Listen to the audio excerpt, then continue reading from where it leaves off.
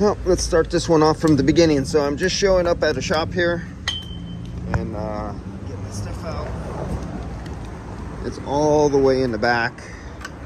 So let's walk the dog and come through here. This one's not ready yet. And that one way up there is not ready yet.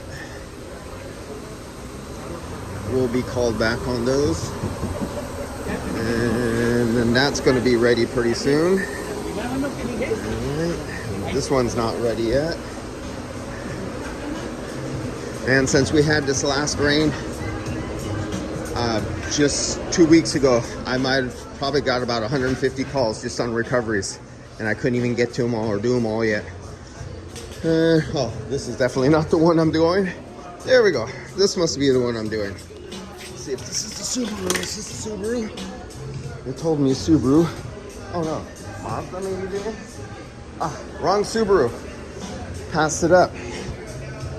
Okay, here I am, paying attention to the phone, because usually I don't do my recording unless I'm already hooked up because of distractions. Let's do this again another way.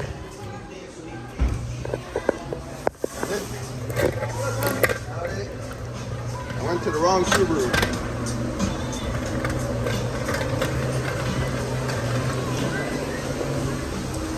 This Subaru.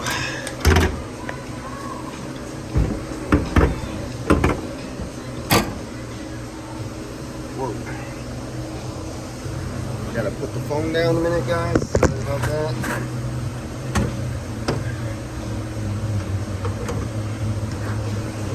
Okay, so that's what it takes to get out here. And there's my sticker.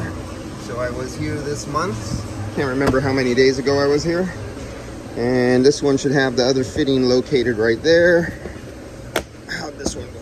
That's how that goes. Out of the way. So this is why I don't make videos like the other guys do. You know, a video camera of them doing everything, every exact step. Man, my videos would take me so long to do that. If I had to do that, it would be ridiculous. So, bada bing, bada boom. So you want to see, if I hold a camera and I make a video all the time, you want me to show you how to make a job take twice as long. It'd be fine if I was charging twice as much, but that's why you don't get videos of me doing every procedure from the beginning to the end, because I'd go broke.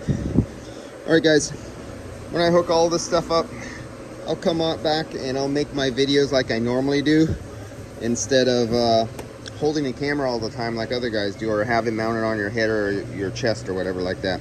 But I just wanted to show you, coming into a shop, and clutchless. It looks like a clutch, but this is a break-off clutch. And there's your variable, that I think is way in the back. I think the valving is down in the back. I gotta search this one. Let me see if I could get my finger down there. It's going in the back. I'm pretty sure it is. The valve for variable displacement is located way the hell down there in the back. You just cannot see it. All right guys, let's get back to this sucker.